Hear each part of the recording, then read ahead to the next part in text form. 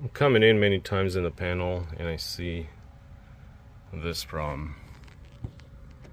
They screw right against a hot wire. Look on this side. That could create problems in the future.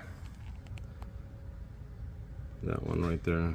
So what we're gonna do, we're gonna cut them off. Can't really use Sawzall, so we're gonna pull the wire away.